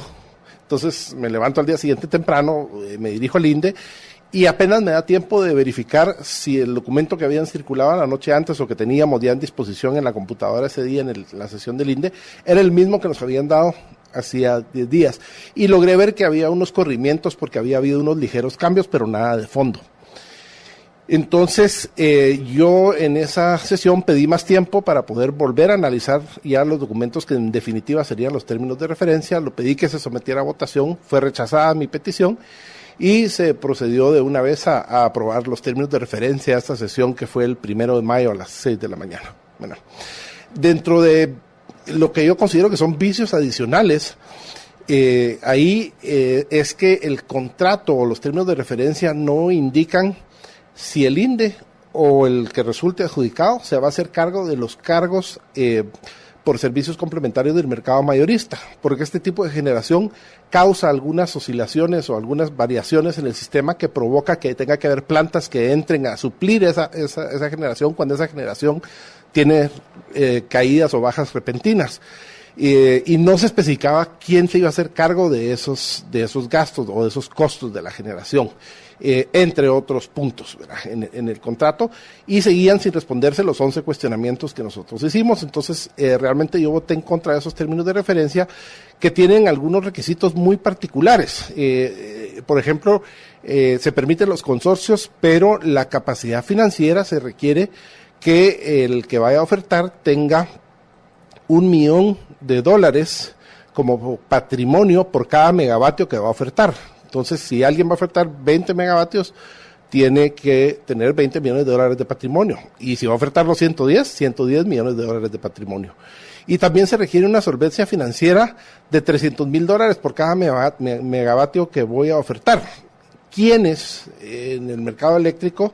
Pues las compañías son muy sólidas, pero sí se requiere a alguien con un tamaño muy grande para tener ese tipo de patrimonio y ese tipo de liquidez. Entonces, en resumen, para cerrar esa parte del capítulo, también se votó en contra de los términos de referencia. Es una posición que los representantes de CACIF actualmente han sostenido en el Consejo Directivo del INDE, están en contra de esa adjudicación de ese proyecto. Se ha pedido ya al menos 2 o 3 veces que lo revoquen y se vuelva a reestudiar, porque quiero dejar claro que no nos oponemos a que el INDE haga inversiones, pero sí nos oponemos a que lo hagan de esta forma. Y sobre todo inversiones entre comillas o gastos que no sean necesarios. Así es. Yo pienso que esto es lo mejor. Estamos hablando de gastar casi 800 millones de quetzales que no es necesario gastarlos. Y es más, porque la compra de energía es más cara, ¿verdad? Y en el tiempo te van a meter el costo de capital de ese capital que ellos van a tener ahí. Entonces, en esos 25 años vas a pagar por mucho el costo de capital. O sea, son más de 800 millones de quetzales. Sí. Es difícil hacer un cálculo, se necesita una proyección un poco más compleja, pero sí va a ser más. Sí, porque si la inversión es alrededor de 800 millones de quetzales, estará esperando que le rinda un 20% la inversión, podríamos estar hablando de 1,000 millones de quetzales. Es especular, pero sí, puede ser de más de 1,000 millones de quetzales el gasto del INDE al final del día, a cambio de una energía que va a recibir, no sabemos a qué precio y que tampoco sabemos ni a quién ni a cuánto la va a vender. Y lo más importante, que no se necesita. Sí, eso pienso que hay que señalarlo. Qué fácil es hacer chinche lo que es de otros y lo que no es de uno, ¿no? Pues en esa línea, después de eso, pues nos sorprenden también con un nuevo proyecto, un poco de menor escala, son 27 megavatios, si no me falla la memoria, con gas natural. Y cuando lo presentan, la única justificación que dan es que hay gas natural en Guatemala y hay que aprovecharlo. De nuevo, es un proyecto que no cuenta con estudios de respaldo, con estudios de factibilidad o estudios técnicos. De nuevo, la misma gerencia de generación hace presentaciones al Consejo que son una recopilación de un montón de datos, pero que al final no hacen sentido para justificar el proyecto. En este proyecto metieron como elemento que supuestamente esa generación va a servir para darle estabilidad al sistema, porque la planta de generación va a tener que estar ubicada en donde está el pozo de gas natural, que es en el campo Cultún, ahí arribita de la Libertad, en Petén, si no me falla la memoria. Y entonces ahí se va a tener que instalar la planta de generación. Ahora, este proyecto es un poco más complejo, porque el proyecto tiene 2 partes. Uno es la compra del gas a el contratista petrolero que se llama City Petén, ¿verdad? El INDE va a comprar el gas. Y segundo, el INDE tiene que lanzar una licitación para que un inversionista construya una planta de, como te digo, si no me falla la memoria, son 27 megavatios, para transformar ese gas en electricidad, y el INDE le pagaría por esa maquila del gas en convertir la energía calorífica del gas en electricidad. Ahí lo primero que yo cuestioné, porque yo tengo bastante experiencia en todo lo que es recursos naturales, es que ese campo donde se descubrió gas natural existe desde hace años, pero el descubrimiento del gas natural se dio más o menos en 2012, y para poder vender o comercializar el gas, la ley de hidrocarburos requiere que se haga una declaración de comercialidad del campo, O sea, tienen que hacer estudios, se tiene que cuantificar la reserva y se tiene que declarar que el campo tiene una reserva suficientemente grande para poder vender el hidrocarburo, el gas natural en este caso. Este gas natural, aparte de eso, es un gas bastante ácido, que le llaman, tiene azufre, entonces tiene que pasar un proceso de limpieza. Y finalmente, la compañía que es el contratista de exploración, aparentemente ya hizo las inversiones y ya el gas sí está en una forma que se pueda usar. Pero, de nuevo, es energía que el INDE no necesita, ¿verdad? Entonces, ¿por qué vamos a salir a comprar más energía? Por mucho que el gas sea un recurso muy bueno y muy bondadoso, pero de nuevo estás yendo a poner la energía a boca de pozo, o sea, que eso le ahorra mucho al contratista porque te ahorra el costo del gas, que eso se debería traducir en una reducción de precio. Sin embargo, los precios que se manejaron en la información que le dieron al Consejo del INDE eran precios que estaban incluso por encima de precios que la misma compañía había ido a mencionar al mercado mayorista de electricidad. Pero indistintamente de eso, se le autoriza al gerente del INDE a que vaya a comprar el gas natural cuando legalmente ese gas no llena los requisitos para ser vendidos porque el Ministerio de Energía no ha declarado el campo como un campo comercial. Entonces, empiezan los cuestionamientos otra vez y por supuesto el ingeniero Sosa y yo votamos en contra de esa otra detección de necesidades. Ese proyecto ahorita está en fase de preparación de los términos de referencia y pues como ya no estoy en el INDE a partir de finales de mayo, ya no tengo información sobre cómo va el proceso de contratación de la compra de gas, ¿verdad? Que se le autorizó al gerente, como te digo, en condiciones que yo creo que no cumplían los requisitos legales. Rodolfo, quiero que me expliques cómo está conformado el Consejo Directivo del INDE. ¿Quiénes forman parte del Consejo Directivo del INDE? El Consejo Directivo es una junta que podríamos llamar mixta. Está conformada por 6 representantes titulares y 6 representantes, y cada uno con su respectivo suplente. Son del gobierno central, del Ejecutivo. Están representados el Ministerio de Energía y Minas. Actualmente está el ministro y el viceministro de Energía como titular y suplente. Está el Ministerio de Economía, que también está el ministro como titular y el viceministro como suplente. Está el CEGEPLAN, ¿verdad? Donde también está el secretario general de Planificación titular y su subsecretario como suplente. Luego está una representación de las municipalidades del país, que generalmente la elige la gente de ANAM, ¿verdad? Con un titular y un suplente que entiendo que tradicionalmente son el presidente y el vicepresidente de ANAM, los que ocupan el cargo, pero eso no es que por ley sea así. Luego hay un representante titular y suplente del sector sindical, ¿verdad? Y después está los representantes titulares y suplentes de las asociaciones empresariales del sector privado, así es como se les denomina, que somos los representantes que generalmente son designados por el CACIF, que es el que aglutina a todas las cámaras y asociaciones empresariales del sector privado. Y a la hora de votar, ¿solo votan los titulares? Solo votan los titulares y los suplentes estamos convocados a todas las sesiones con voz y solo ejercemos el voto cuando el titular está ausente. Entonces, regresando al tema de las votaciones, donde se aprueba el primer proyecto, el de los paneles solares, el día de la votación por el proyecto, ¿quiénes votan en contra y quiénes votan a favor? Mira, los únicos que votamos en contra ese día fuimos los del sector privado. Que entonces es solo un voto, porque es solo un voto en contra de 6 y las decisiones se toman con una mayoría simple de 4 votos. Y el representante de la ANAM, o sea, el ingeniero Edwin Escobar, ¿no estuvo presente en esa votación o sí estuvo presente? No estuvo presente, estaba su suplente que votó a favor. Y eso pues provocó que a su regreso el ingeniero Escobar hiciera pública su oposición al proyecto y después ya ahora cuando fue la aprobación de las bases ya el ingeniero Escobar sí se opuso. Okay, pero el día de la aprobación su suplente sí votó a favor, o sea fueron 5-1. Tendría ahorita de memoria, creo que sí estaban los otros 5, tendría que corroborarlo en las actas, pero sí solo hubo un voto en contra. Y entonces fueron el ministro de Economía, que es Acisclo Valladares. Sí, el ministro de Energía, que es Luis Chang, Creo que estaba el suplente de Segeplan, era el ingeniero, Luis, se me va el nombre ahorita, y el de los sindicatos también. Ok, entonces todos votaron a favor a pesar de todo lo que nos has dicho y los únicos que se opusieron fueron ustedes. Así es. Ok, bueno, vamos a hacer una breve pausa, pero antes de hacerlo, apreciables oyentes, a aquellos que pues bueno, quieren apoyar a otros y pueden hacerlo, les quiero comentar que la sangre, recuerden, es algo que no se puede sustituir ni fabricar. Y nos podemos convertir en héroes a través de la donación voluntaria que impacta la vida de miles de guatemaltecos. Anímense y salven la vida de aquellas personas que por un accidente no llegó a casa para poder compartir con su familia, o al niño que necesita una transfusión para seguir viviendo.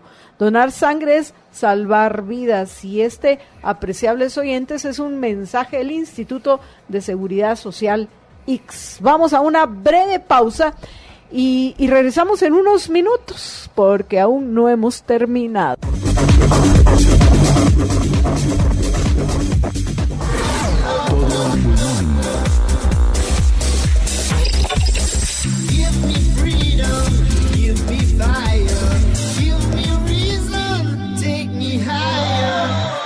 Todo a pulmón. Bueno, amigos, estamos de regreso y nos acompaña el licenciado Rodolfo Alegría, quien nos ha estado comentando acerca de esta, en mi opinión, más que sospechosa compra de energía del INDE, que no es necesaria. Sin embargo, precisamente, ya que estás con nosotros, Rodolfo, y nos puedes ayudar a entender esto, en el diario El Periódico, una nota que dice: MEM busca garantizar recursos para la tarifa social en 2020. Pero a mí lo que me llamó la atención es este párrafo, la nota de hoy del periódico, que dice: en el caso del Ministerio de Energía y Minas, MEM, la solicitud que presentó es elevar de un techo actual de 83.9 millones, ese entiendo yo que es el presupuesto autorizado del MEM, Sí, a 563.7 millones. Según explicó el titular del MEM, Luis Chang, se estaría incluyendo el subsidio a la tarifa social que cubre el Instituto Nacional de Electrificación, INDE. Pero cuando yo vi esto, o sea, me sorprendí. ¿Cómo es posible que vas a pasar de un techo 84 millones y creas que podamos juntar los tributarios? Pues al fin este dinero no sale de unas arcas mágicas. Todo esto sale del dinero de aquellos que pagamos tributos en Guatemala, impuestos, pues. Pasar de 84 millones a 564 millones, a mí me pareció tremendo. Sí, mira, la nota no desglosa, creo yo, la leí yo en la mañana, pero creo que no desglosa cuánto de esos 500 es lo que está pidiendo él como parte del apoyo financiero para cubrir el aporte de la tarifa social que hace el INDE. Los últimos años, desde el 2017 me parece, en 2016 y 2017, el INDE recibió un aporte de 300 millones de quetzales del gobierno central para cubrir parte del subsidio que se le da a través del aporte que hace el INDE a los usuarios de tarifa social, porque el INDE ha visto reducidos sus ingresos y la demanda de energía en los segmentos que están cubiertos por la tarifa social ha crecido. La tarifa social viene desde 2001 y para dimensionar el problema, desde 2001 a la fecha, el INDE ha puesto más de 13,000 millones de quetzales en subsidios. ¿De dónde vienen los ingresos del INDE? Los ingresos del INDE vienen de la venta de energía y de el cobro que se hace del peaje por el uso de las líneas de transmisión de alto voltaje del INDE.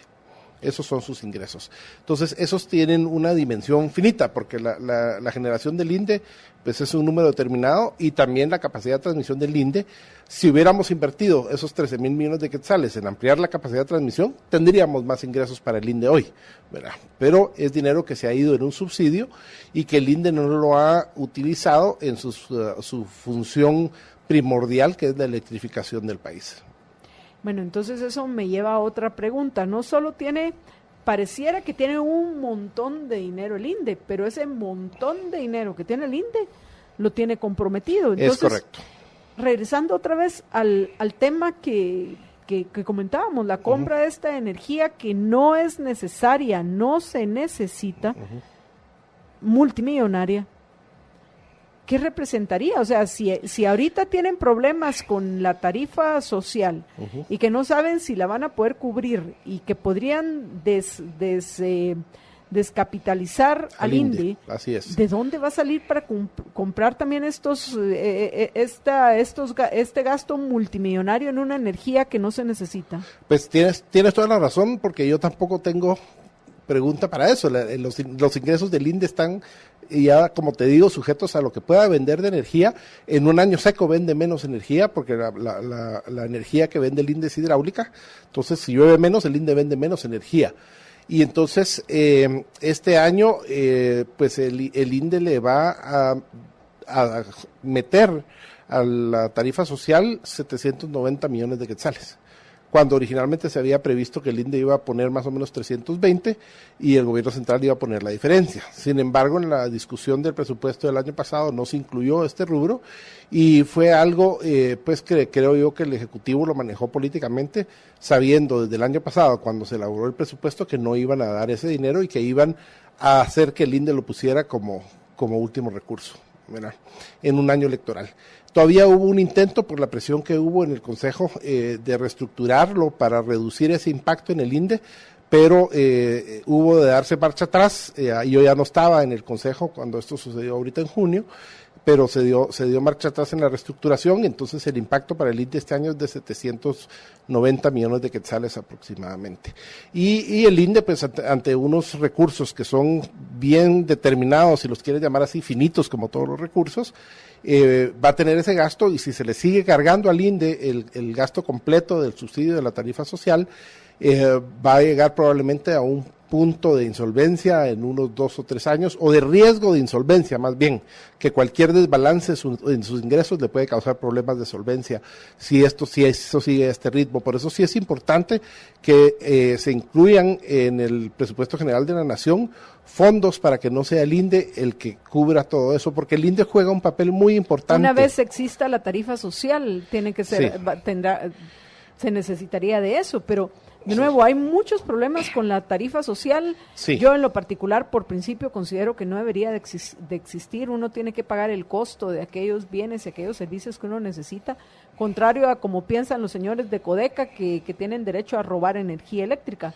Yo considero que uno lo debe de pagar, pero... El robo de energía eléctrica es parte del problema, porque al final del día la tarifa social cubre parte de ese robo, ¿verdad?, con contadores que no se pueden contar. Hay un procedimiento para eso, pero sí, es el robo de la energía eléctrica, la mala organización, si lo queréis, o la mala estructuración del cobro de la tasa de alumbrado público, también son problemas que afectan al usuario, que si se corrigieran probablemente el subsidio podría ser mejor estructurado o dimensionado, ¿verdad? Porque si las tasas de alumbrado público se han vuelto una forma de las alcaldías de conseguir un dinero sin dar un servicio a cambio, y se vuelve la caja chica de las municipalidades. Pero volviendo al INDE, el INDE es importante porque hay 16 empresas eléctricas municipales que no llenan los requisitos técnicos y financieros para ser agentes del mercado de electricidad, y el INDE es el que los suministra. En el momento en que el INDE se quede insolvente y no pueda dar el aporte a la tarifa social, o no pueda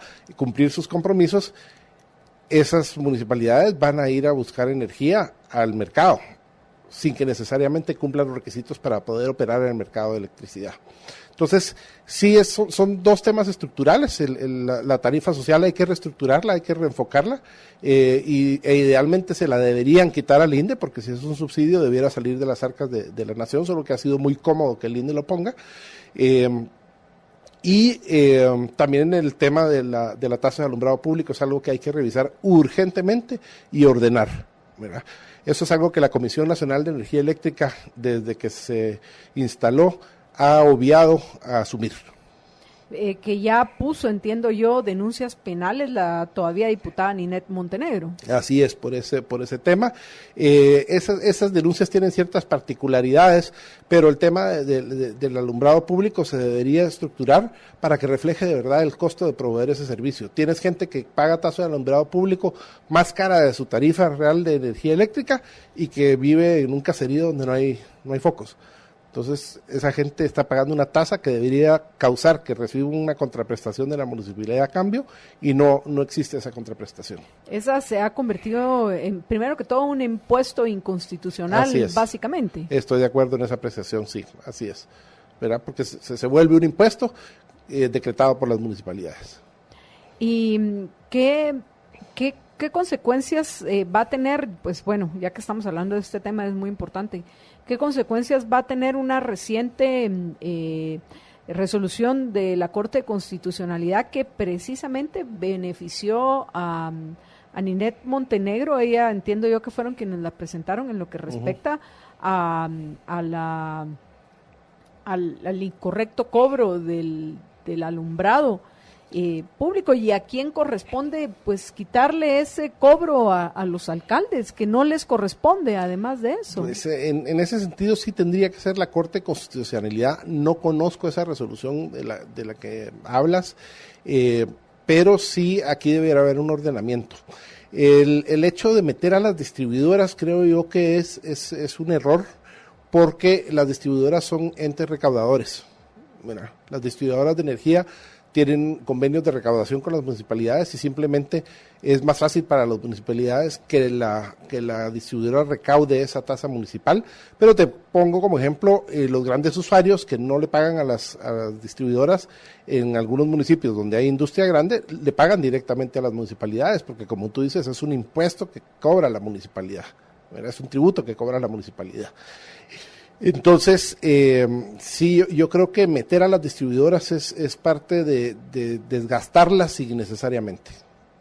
Y bueno, Rodolfo, veo que nos quedan 5 minutos para terminar, solo que antes de eso les quiero recordar a los oyentes que para comprar casa o apartamento les queremos recomendar que visiten Expo Casa, donde van a encontrar todos los proyectos en el mismo lugar.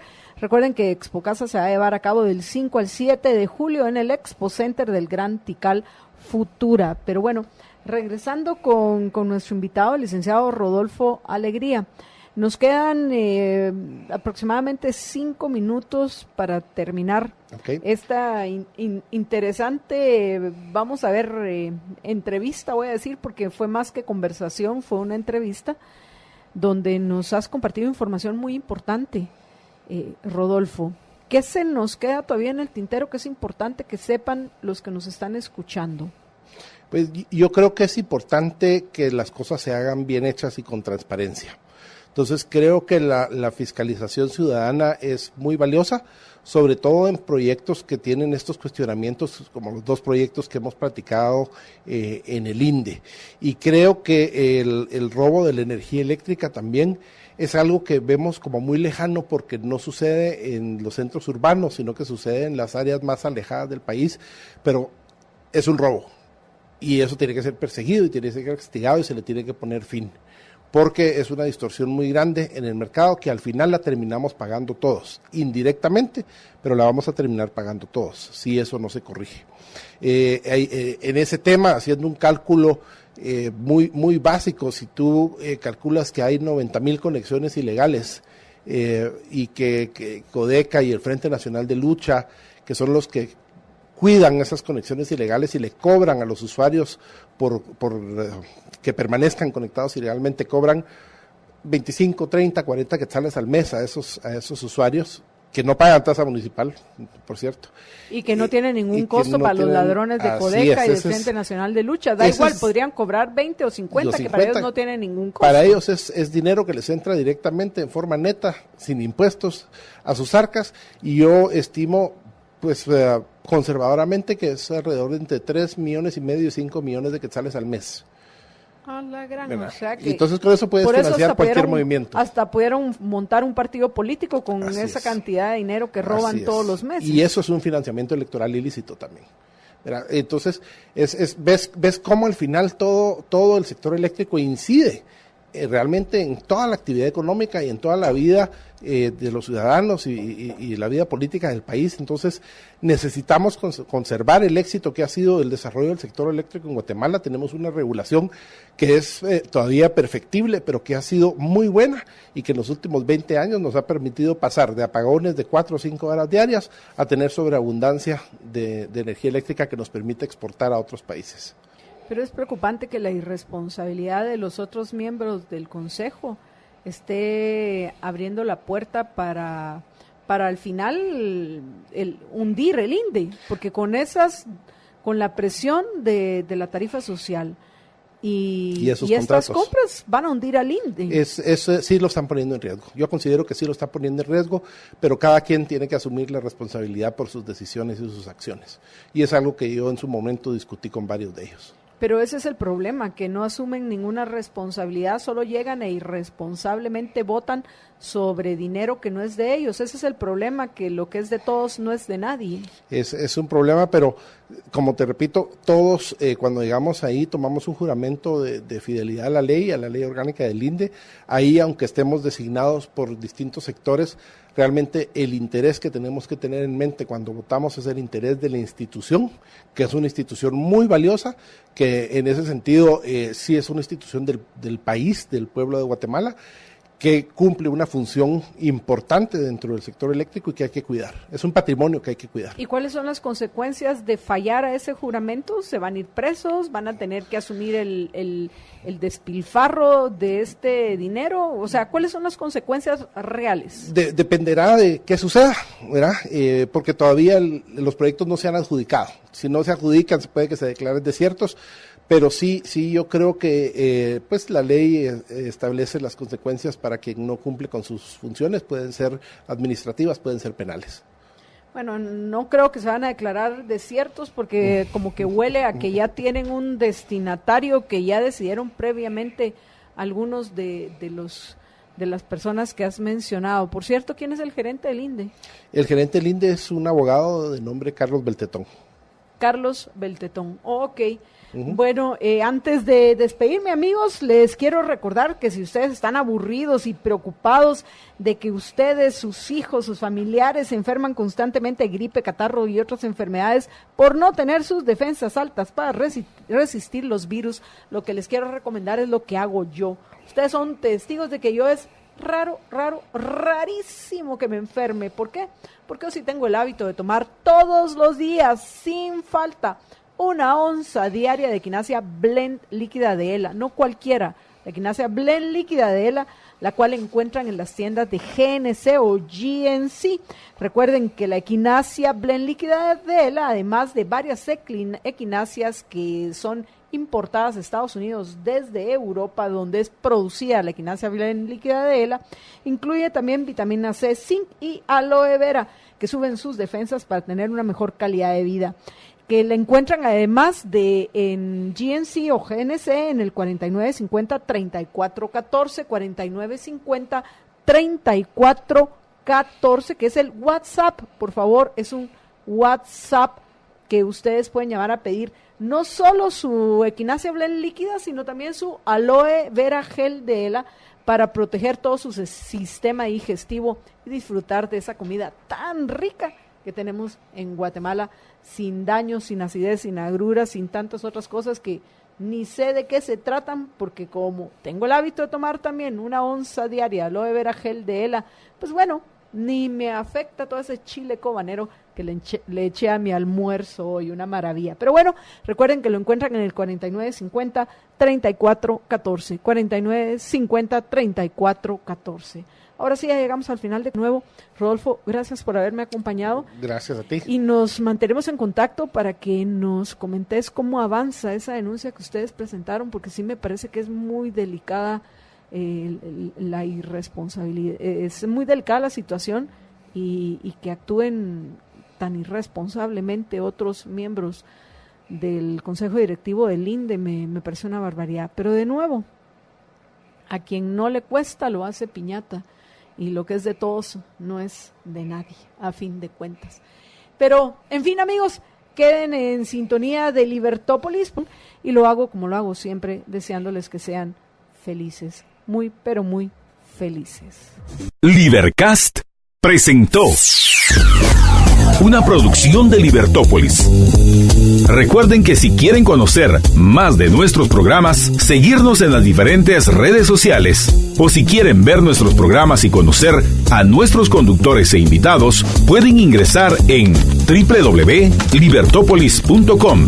Recuerda suscribirte y dejarnos 5 estrellas para que continuemos trabajando en producir más podcasts de tu interés. Libertópolis, ideas con valor.